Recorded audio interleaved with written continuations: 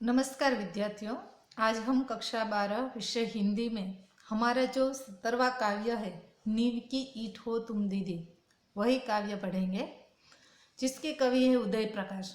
इस कविता के माध्यम से कवि है वह कहना चाहते हैं कि हमारे जीवन में जो संस्कार देते हैं तथा ज्ञान प्रदान करने वाले जो व्यक्ति होते हैं उसके प्रति हमारे मन में श्रद्धा उत्पन्न होती है, उसके प्रति सम्मान उत्पन्न होता है।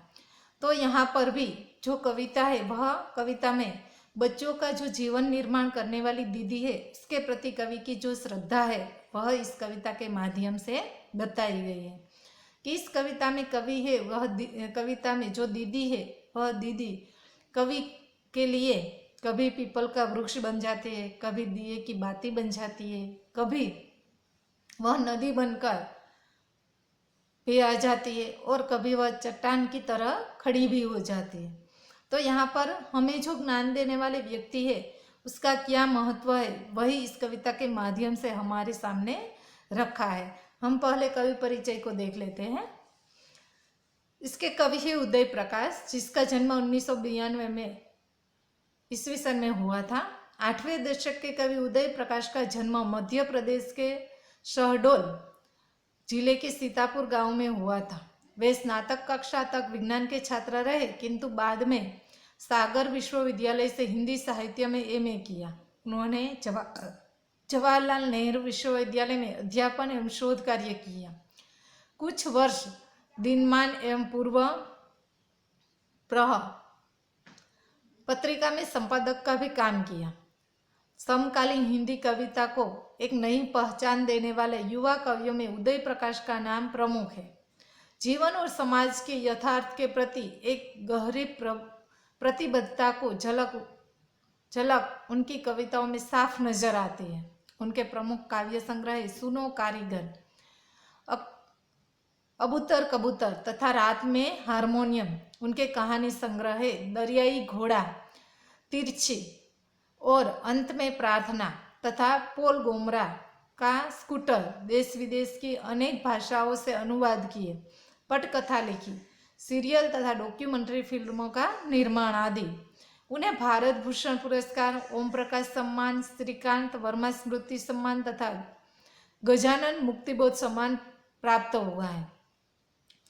प्रस्तुत कविता में होनहार बच्चे के जीवन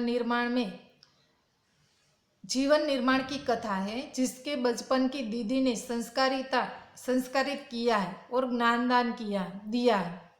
बच्चों को दीदी के व्यक्तित्व में अनेक संभावनाएं दिखाई देती है। उन्हें दीदी कभी पीपल की छां सी, कभी ढिबरी के आलोक सी, कभी तरलता सी, तो कभी चट्टान के विश्वास सी प्रतीत होती है। उन्हें दीदी की नई दुनिया में हारिल बनकर जीना भी मंजूर है। यही कविता की सार्थकता है। यहाँ पर जो कवि ने जो कविता लिखी है उसमें कवि ने जो अपनी दीदी के प्रति उसका विश्वास था, श्रद्धा थी, जो उसका मान था, उसी को इस कविता के माध्यम से उन्होंने प्रस्तुत किया है कि उन्हें अपनी दीदी है वह कभी पीपल का वृक्ष दिखाई देती है, कभी वह नदी सी बन जाती है, टिबरी का प्रकाश बन जाती है, कभी वह चट्टान सी खड़ी होकर विश्वास सी प्रतीत होती है। तो यहाँ पर कवि ने यह जो कविता है वह अपने दीदी के मान सम्मान के लिए उसके प्रति जो उसका लगाव है वह बताते हुए यह कविताओं की रचना उन्होंने की है। हम कविता को देखते हैं। पीपल होती तुम पीपल दीदी, पिछवाड़े का तो तुम्हारी खूब घनी हरी टहनियों में हारिल हम बसेरा लेते हैं। कवि कहते कि अगर दीदी आप पीपल के पेड़ होती तो हम वहाँ पर जो पीपल की हरी हरी टहनियाँ हैं, टहनियाँ मतलब डाल, जो हरी हरी टहनियाँ है उसी डाल पर हम बसेरा लेते हैं, कि उसी डाल पर हम बसेरा लेते हैं। क्या आप पिछवाड़ा मतलब घर की पिछली खुली जगह, क्या आप पीपल की पेड़ होती तो हम उस हरी टहनियों पर, हरी डाल पर हमारा बसेरा करते हैं। हारिल होते हैं हमारी तरह ही, घोंसले नहीं बनाते कहीं, बसते नहीं कभी, दूर पहाड़ों से आते हैं, दूर जंगलों को उड़ जाते हैं। कि हारिल पक्षी भी हमारी तरह होता है। कवि कहते हैं कि वह कभी एक जगह पर नहीं ठहरते, कि हम उसी प्रकार घोंसले नहीं बनाएंगे, घोंसला यानी कि नीड।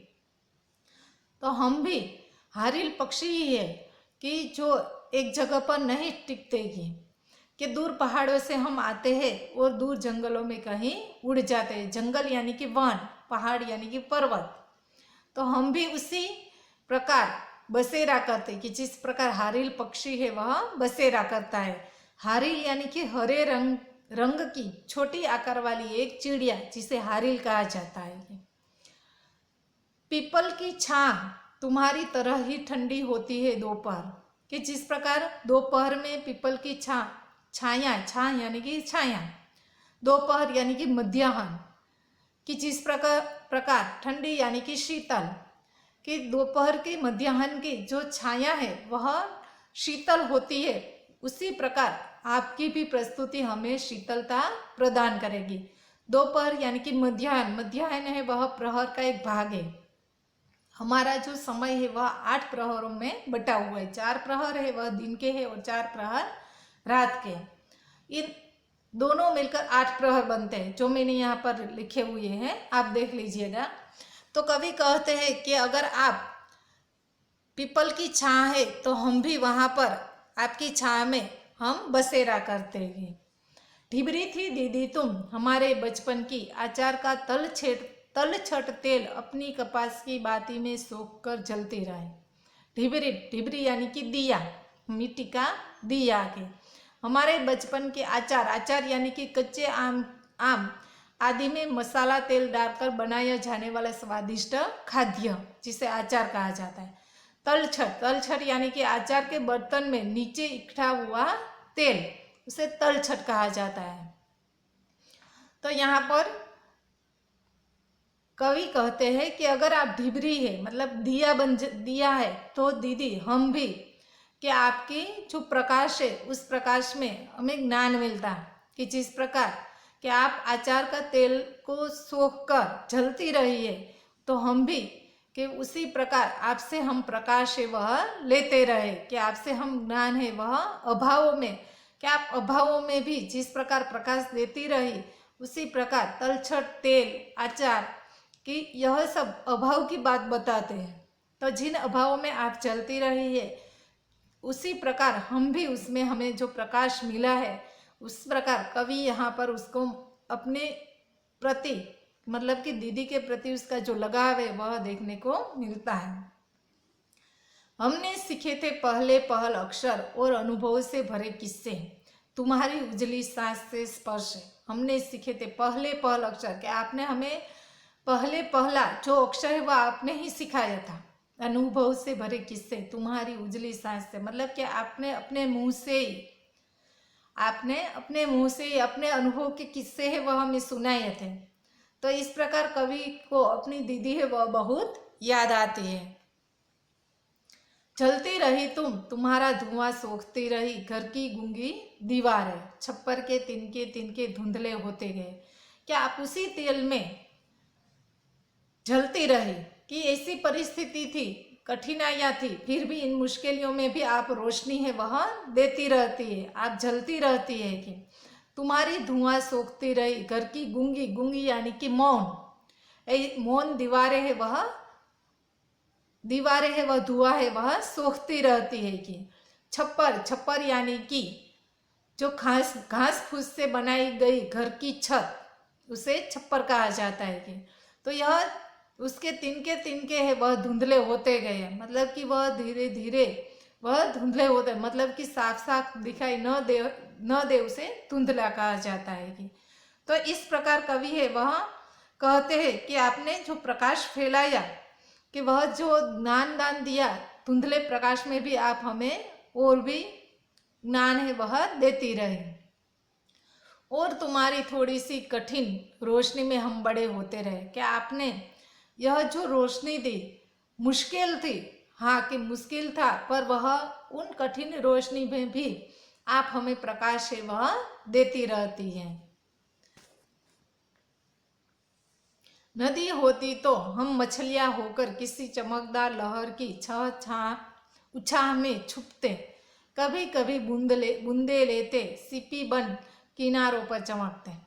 कि कवि है वह कहते हैं कि अगर आप दीदी नदी होती तो हम भी जिस प्रकार मछलियां है उसके जो लहर है उस लहर में छिप जाती है, उसी प्रकार हम भी आपकी लहर में छुप जाते हैं और चमकदार जो लहर थी उसी के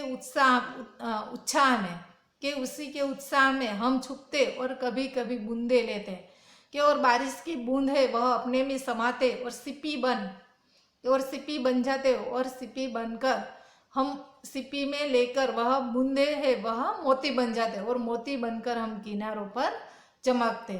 तो यहाँ पर इस पंक्ति के द्वारा कवि है वह कहते हैं कि आप यदि दीदी नदी है तो हम मछलियां होकर उस लहर में आपकी लहर में छिप जाते और जब बारिश होती तो बारिश की बूंदे वह अपने में समाते और सिपी बनकर फिर हम मोती बनकर किनारों पर चमकते हैं। इस प्रकार इस कविता में मतलब कि यह जो पद्यांश है उस पद्यांश में कवि है वह कहना चाहते हैं कि हम भी आपकी तरह जिस प्रकार एक मोती चमकता है उसी प्रकार हम भी अगर सिपी बनकर हम मोती की तरह ही चमकते हैं। कवि सिपी बनकर क्या करना चाहता है, यह एक वाक्य का प्रश्न है जो पूछा जा सकता है।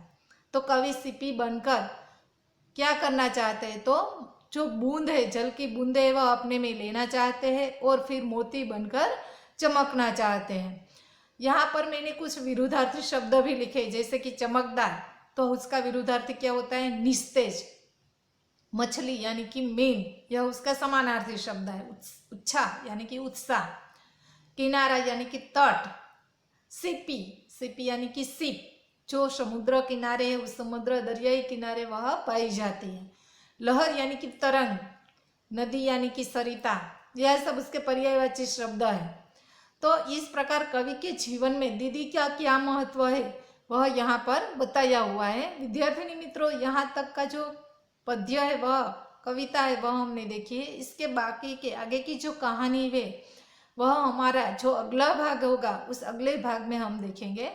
आपको अपने जो गृह कार्य है, गृह कार्य में आपको अपने इसमें जो दिए गए शब्दार्थ है वह शब्दार्थ, विरुद्धार्थी शब्द और उसके शब्द समूह जो दिए गए हैं वह आपको अपनी नोटबुक में लिखने हैं। Thank you.